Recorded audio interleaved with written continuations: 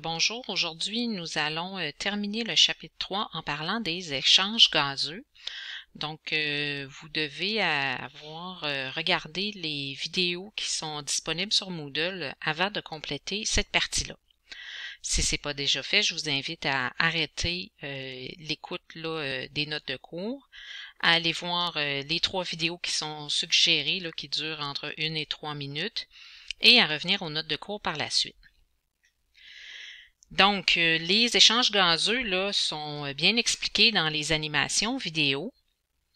Donc, le principe qui est à la base des échanges gazeux, c'est le principe qu'on appelle de diffusion. Donc, ce qu'on vous a expliqué, c'est que le dioxygène, l'O2, dont on a besoin, dont nos cellules ont besoin, va traverser la paroi des alvéoles, tout comme le CO2 qui est un déchet pour le corps. Donc, ce principe-là de diffusion, en fait, c'est que les gaz, le O2 et le CO2, vont passer d'un milieu où la concentration en gaz est grande vers un milieu où la concentration en gaz est plutôt faible. Donc, vous avez déjà vu ce principe-là en deuxième secondaire. Donc, si on illustre à quoi ça pourrait ressembler, donc on répète ici que la diffusion, c'est le passage d'une substance d'une zone de grande concentration vers une zone de concentration plus faible. Donc, par exemple, l'odeur d'un parfum, donc qui va se répandre dans une pièce, ou un colorant qui va se répartir dans un verre d'eau. Ici, on a déjà parlé de diffusion, donc je vais vous inviter à compléter le dessin. Donc, par exemple, ici, on pourrait penser que cette image-là, ici, représente, ici, du côté gauche de la paroi, l'intestin, et à droite, le capillaire. Donc, on se rappelle qu'au niveau du système digestif, il y a des substances qui arrivaient à traverser la paroi de l'intestin pour se rendre dans les capillaires. Donc, un exemple de ces substances-là qui arrivaient à traverser, c'était par exemple le glucose, qui est une molécule assez petite. Donc, je vous invite à ajouter la légende et à ajouter les termes que j'ai fait apparaître ici. Donc, selon le principe de diffusion, il y a une grande quantité de glucose à l'intérieur de l'intestin et il n'y en a pas beaucoup dans le capillaire sanguin ici. Donc, le glucose va passer d'une zone de forte concentration vers une zone de faible concentration. Donc, avec le temps, bien, les glucoses diffusent vers le sang et on pourrait éventuellement atteindre un état d'équilibre. Mais comme le sang ici circule tout le temps, bien, les glucoses qui sont arrivés à traverser sont emportés vers le corps. Donc, il y aura toujours ce mouvement-là de l'intérieur de l'intestin vers les capillaires. Ça va être un peu le même principe dans les alvéoles, sauf que le mouvement va s'effectuer dans les deux sens. Donc, par exemple, ici, on a des billes de couleurs différentes. Donc, les billes blanches représentent le dioxygène et les billes noires représentent le dioxyde de carbone. Donc, je vous invite à noter la légende.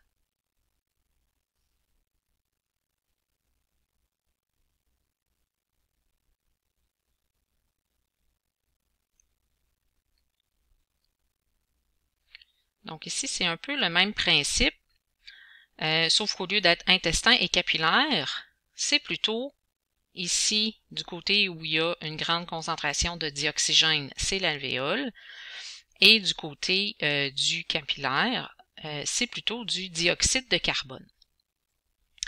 Donc, les deux substances vont passer à travers les parois d'une zone de forte concentration vers faible concentration. Donc, pour l'oxygène, c'est de l'alvéole vers le capillaire.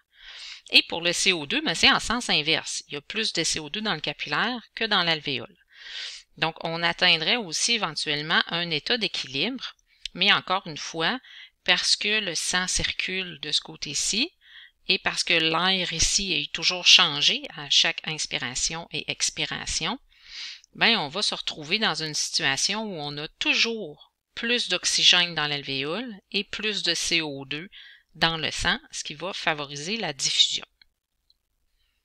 Donc, c'est important de savoir que ces transferts-là, ici, ils se font sans énergie. Donc, on n'a pas besoin de dépenser de l'énergie, ça se fait de façon naturelle. Donc, notre principe de diffusion, ce qui vient nous dire et qui est extrêmement important au niveau des échanges gazeux,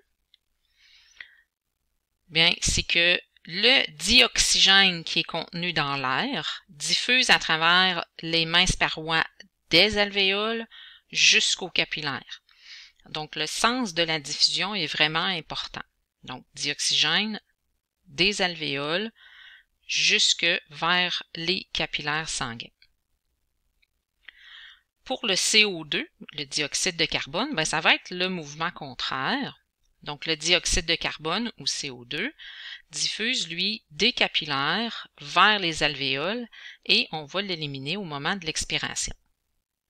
Donc, le CO2 va diffuser des capillaires sanguins vers les alvéoles.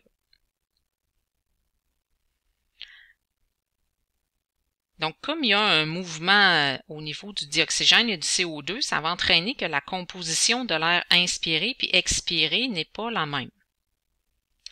Donc, au niveau de l'air inspiré, donc l'air qui entre dans nos poumons, ben, elle contient 79% d'azote, environ 20% de dioxygène. Il y a toujours aussi de l'eau. Donc, ça va être variable la quantité d'eau selon l'humidité relative. Donc, des journées plus humides, il y a plus d'humidité, il y a plus d'eau. Des journées plus sèches, ben, il y a moins d'eau dans l'air. Au niveau du CO2, ben, on a à peine 3 centièmes de %. Donc, il y a vraiment très peu de CO2 dans l'air inspiré. Donc, on va inspirer l'air va se rendre jusqu'aux alvéoles et il va y avoir un échange gazeux. Donc, la quantité de dioxygène et de CO2 ici va varier. Donc, ce qu'on va observer dans l'air expiré, ben, au niveau de l'azote, ça reste pareil. Donc, l'azote, c'est ce qu'on appelle un gaz inerte. Il n'y a pas d'influence dans la respiration. Donc, son rôle, là, c'est de venir diluer l'oxygène qui serait toxique, s'il était en trop haute concentration. Donc, comme il y a une partie du dioxygène qui est passée de l'alvéole au sang, ben, dans notre expiration, il reste seulement 16% de dioxygène. Hein. Vous voyez que c'est pas zéro, il en reste encore. Donc, quand vous faites la respiration artificielle, ben, il y a du dioxygène dans l'air que vous insufflez dans les poumons de la personne.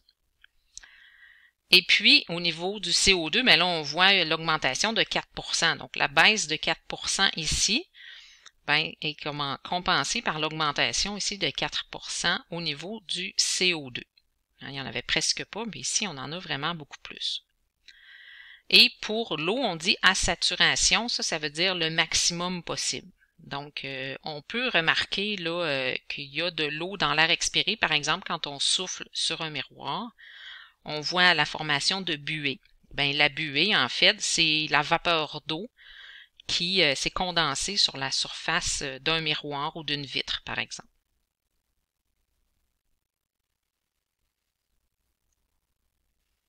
Donc, si on illustre ces échanges gazeux-là, donc on a la première image ici où on a l'illustration d'une grappe d'alvéoles.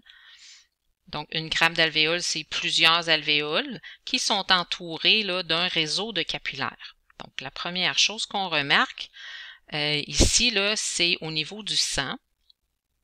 Donc, on va choisir la couleur bleue et rouge qu'on va utiliser pour distinguer le sang qui est chargé en CO2 et le sang qui est chargé en oxygène. Donc, mon sang qui arrive dans l'alvéole, lui, il y a moins d'oxygène, donc seulement 15%. Donc, on voit que c'est pas zéro, mais il y a moins d'oxygène dans le sang qui arrive vers les alvéoles que dans le sang qui va quitter les alvéoles. Donc, le sang qui est passé par les alvéoles, quand il va repartir, ben, il va être enrichi en oxygène. Donc, on passe ici de 15% à 20% en dioxygène. Et ça serait l'inverse pour le CO2. Donc, il y a plus de CO2 dans le sang qui arrive et moins dans le sang qui va repartir. On va le voir sur l'autre image. On voit ici aussi là, la composition de l'air inspiré et expiré là, qui va changer. Donc, sur le dessin suivant, donc on voit ici une seule alvéole avec le mouvement là, du sang et la composition là, à la fois de l'air inspiré, de l'air expiré, le sang qui arrive aux poumons et le sang qui va quitter les poumons. Donc, on va prendre le temps de mettre de la couleur là-dessus. Donc, le sang qui arrive vers les poumons, ben lui, il est chargé de CO2.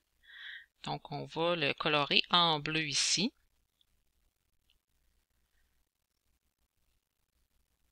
Donc, ce sang-là qui arrive des poumons, ben, en fait, il est en provenance des cellules et il est chargé de déchets. Donc, en arrivant au poumon, il va se débarrasser d'un déchet qui est le CO2. Et vous voyez ici la flèche qu'on voit ici, c'est le sens de la circulation sanguine. Donc, la circulation sanguine, c'est vraiment un sens unique. Le sang arrive d'un côté et repart de l'autre. Donc, le sang ici qui est chargé en CO2, ben là, le CO2, ben, il va quitter le sang et se rendre vers l'alvéole. On identifie ce mouvement-là par des flèches qui sont en bleu.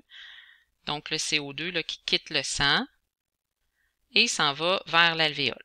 Donc, il y avait déjà une flèche ici, on peut la mettre en bleu. Et ce CO2-là qui est ici, ben, il va être expiré éventuellement ici. Donc, l'air expiré là, est chargé de CO2. Le sang qui va quitter ici les alvéoles, ben, lui, au contraire, va être chargé en dioxygène. Éventuellement, il va être distribué, il va s'en aller partout dans le corps pour apporter l'oxygène aux cellules. Donc, on va colorer ce sang-là, on va le mettre de couleur rouge. Donc, le sang qui quitte ici, on voit la direction de la circulation sanguine. Donc, le sang quitte les poumons. Et c'était le dioxygène là, qui avait été recueilli au passage, ici, des alvéoles vers le sang. Donc, on avait déjà une flèche ici, on peut la mettre en rouge. Donc, c'est important d'être capable de mettre ces flèches-là dans le bon sens. Le CO2 passe du sang vers l'alvéole et le dioxygène de l'alvéole vers le sang. Ici, on va aussi en même temps surligner là, la composition de l'air inspiré, de l'air expiré et aussi pour le sang. Donc, en rouge ici, on a le sang qui quitte les poumons, hein, qui est riche en dioxygène. Vous voyez qu'il n'y a pas 0 CO2, il en reste encore. Mais il y en a moins qu'il y en avait quand le sang est arrivé. On a aussi l'air inspiré, ici qui contient là, plus de dioxygène que l'air expiré. Et on peut mettre en bleu le sang qui arrive au poumon. Donc lui, il y a plus de CO2. Vous voyez qu'il n'y a pas non plus, hein, on l'avait dit tantôt, il n'y a pas aucun oxygène. Il y en a encore, mais il va en avoir encore plus quand il va quitter les poumons. Et on voit l'air expiré qui contient encore du dioxygène, mais surtout là, beaucoup plus de CO2. Donc, cette image-là ici là, est importante. On va prenez le temps de bien la regarder et de bien la comprendre. Donc, ça complète le chapitre 3 sur les poumons et la section 6 plus particulièrement sur les échanges gazeux.